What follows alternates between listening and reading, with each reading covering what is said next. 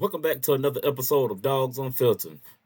Hey, we are 18 days away from the opening kickoff to the 2026 season. And today I will be doing a record prediction on the number 18 team in the country according to the Culture Poll, the Tennessee Volunteers. Now sit back, relax, and let's get into this record prediction.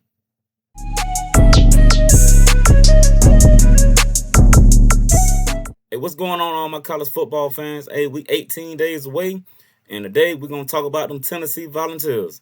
Now, this year, they're in the same spot they're in last year as far as the ranking. On the Culture Poll, they was 18 last year. This year, they're 18 this year. Now, this year, the Tennessee Volunteer schedule has changed up a little bit.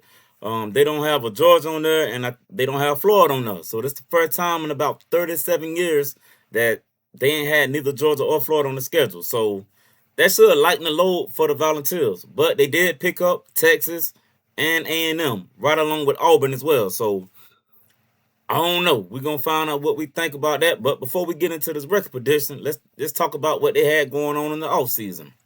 For starters, we're going to talk about Josh Heupel. He's entering his sixth season as the Tennessee Volunteer head coach. He has amassed a record of 45-20, and he has a record of 24-16 in the SEC. Last year they went 8-4 in the regular season, 4-4 in the conference.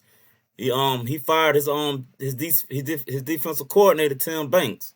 They went and picked up Jim Knowles from Penn State. Now, I think that's a great pickup for them far as a defensive coordinator. Like, Tim Banks wasn't bad either, but at the same time, like, his team was getting a lot of, Josh Heupel teams were getting a lot of shootouts. Case in point, last year against Georgia. That game went into overtime. It was a shootout. They was up 21-7 and still lost that game. So, of course, they're going to fall on the defense to a certain degree. It's still a team effort, but, yeah, that fell on the defense to a certain degree. Like, they up 21-7 at home, scored 3 straight times, and still found a way to lose that game. Allowing the team to convert 4th and 6, like with 2 minutes left in the game. I mean, little stuff like that will lead to you getting your walking papers. But anyway, I think Jim Knowles is a good pickup for them from Penn State. They are returning 13 starters though, 10 on defense. 10 on offense, 3 on defense. Their top player that's coming back, in my opinion, on that team is Deshaun Bishop. Deshaun Bishop. I'm sorry, it's Deshaun Bishop. Then you have Mike Matthews at wide receiver, Ethan Davis at tight end, Wendell Moore Jr. at the offensive line, and Sam Pendleton at offensive line as well. Now, their quarterback situation a little shaky this year. I ain't going to say it's shaky, but they up in the air who they want to start this year. Last year they got Joey Aguilar, and, he played good for them. I ain't going to say he played good. We'll just leave it at that. He played good. But this year they got George McIntyre and Faison Brandon battling out for the quarterback position. I don't know who they're going to go with. It's still up in the air. Like, I think either one of them can win that competition. So, I don't know. Now, for our defense, they got their star linebacker, Arian Carter, coming back, but he will miss the first 2 games for something that's still blowing my mind. He had a ticket bought for him, and the NCAA decided to suspend him. That's confusing me. When you got these players getting paid. So, I mean, I guess they still holding them to a standard of, like, you still can't accept gifts even though we still paying you. I don't know. That's still weird to me. But, anyway, he will miss the first 2 games. And they do got Georgia Tech week 2, and they got to go to Georgia Tech. So we'll see how that play out. And like I said, I'll give y'all my thoughts on that when we get to the record prediction. As far as transfers, they got a lot of help. They got a few solid players from Penn State on the defensive side of the ball, starting with Xavier Williams on the defensive line. They picked up Amari Campbell, linebacker, out of Penn State. DeJuan Lane, defensive back, out of Penn State. Then they got TJ Metcalf, safety. Jadias Richard, and they got Jordan Norman, offensive lineman from Tulane. So yeah, they brought in about 20 transfers this year. They're trying to fill a lot of holes that got depleted due to the NFL and graduation, and of course the transfer portal as well.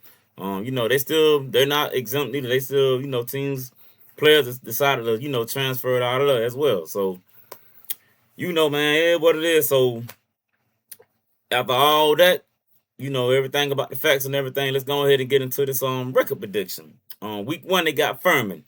We ain't gonna dive into that. That should be a win. So I got them beating Furman week 1. Week 2 they got to go to Atlanta to play Georgia Tech without their star running back Arian Carter. Um, that's gonna be one of them games, man. Georgia Tech, they stingy, man, and they play hard. They play tough. They really play like they nicknames. They will sting you just like a yellow jacket. They don't give up. They relentless. Uh, but I got Tennessee. I think Tennessee will squeak that one out. So I got Tennessee winning that one. Week 3 they got Kennesaw State at home. That's a dub. Week 4 they at home. They got a Texas Longhorn come to town. Last year we all know Texas had all this hype and didn't even make the playoff after starting number 1 in the preseason poll. They do got to come to Rocky Top. Rocky Top gonna be rocking. And I will say this: Tennessee gonna get one of them big time games this year. They're gonna get one of them. And you know what? I'm gonna go with Tennessee on this one. I just think the crowd gonna be rocking, and they hard to beat at home, man. That's one of them teams that they play pretty good at home. Up on the 100,000 screaming. Yeah, I'm gonna go Tennessee in this one, man. So I got Tennessee winning that one. Week 5. No, week 5 they got Auburn at home. Um, Auburn is breaking in a new quarterback. They got a new staff over there. They got new players. It's basically UFC West. I mean, they got a healthy load of transfer from USCF that followed their head coach over there. Yeah, I'm gonna go ahead and give Tennessee the win on that one as well. But it's gonna be one of them fights. These gonna be one of them tough games. But I got Tennessee winning that one. Next week they have Arkansas. Now last year they squeaked out a win against Arkansas by a score of 34-31. They got to go on the road. They got to go over there and play Arkansas. Arkansas is another team that got a new head coach. But they still got a lot of pieces returning from that team. But I think Tennessee gonna have just enough to beat them this time around again. So I got Tennessee winning that game. The following week after that, they got to come back home and they play one of their big time, their arch rival in the Alabama Crimson Tide. Last year, Alabama pretty much routed them by a score of 37-20. They got them at home this year, but until they can show me they can beat Alabama consistently, man, I'm gonna go Tennessee. I'm gonna go Alabama on this one. So I got Alabama winning that one. So that will be their first loss on the season, actually. Yeah, that'll be their first loss on the season. Um, Week following that week, they have South Carolina on the road. South Carolina gonna be tough, but I think they'll have enough to beat South Carolina. Then the following week they got Kentucky. Kentucky, they beat them. It was a shootout last year. Score 56-34. Kentucky also another team got a new head coach. Wow, I'm thinking about it now. It's a lot of turnover in head coaches in the SEC. It's a lot. It's a lot of turnover. Whew, man, it's a lot of new coaches this year. But anyway, I got Tennessee winning that game as well. All right. The following week after that, they got A&M on the road. Now, just like Texas had to come to them up on a crowd of 100,000. Nah, they got to go to Texas A&M and face the same thing that they gave Texas. Now, Texas returning their quarterback Marcel Reed. They're returning a few little pieces, and of course, their head coach Mike Elko still though. Texas A&M was one of the teams that actually made the 12-team playoff for the first time last year. Since the playoff been a thing. So I got Texas on A&M winning that game. So that'll be the second loss for Tennessee. So I got Tennessee losing that game. Then the following week they got LSU at home. Now it's a lot of hype around LSU this year with them bringing in Lane Kiffin, having almost $100 million in NIL money for transfers. So it's a lot of hype. So we'll see. We all know what happened to a lot of teams that come in with a lot of hype and they don't really do nothing. That following the same season they get hyped up. But Lane Kiffin, man, he's an awesome play caller, man, and Yeah, man, I think they're gonna be a well-oiled machine by then. So I'm gonna go with LSU winning that one. So that'll be an L for Tennessee. And then the last week of the season, they got their arch rival, Vanderbilt. Now Vanderbilt beat them by a score of 45-24 last year. But this year they don't have Diego Pavia. They don't have a lot of them grown men that they had on that team. I think they lost about 40, close to 40 players last year due to graduation and a few in the NFL, including Diego Pavia before he got cut. But I got Tennessee winning this game this time. I don't know if Jared Curtis starting, but yeah, it's gonna be too much. It's gonna be too much for him to beat Tennessee. Even though they got to go to Vanderbilt, but Vanderbilt really don't got a real home field advantage like that. So I got them winning that one as well.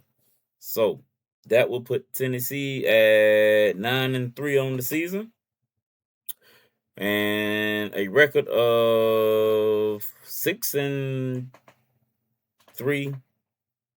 in the SEC for our first year. As far as like us going to 9-game conference schedule, 9 conference game conference, whatever, like 9 conference game. We're gonna say that.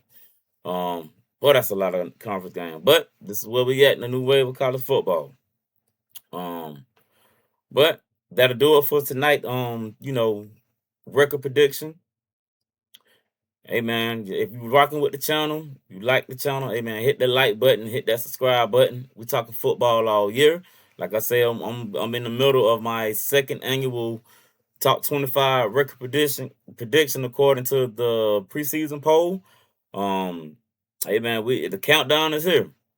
But anyway, man, like I said, man, if you like the channel, subscribe, hit that like button, hit that subscribe button, cut them notification tabs on.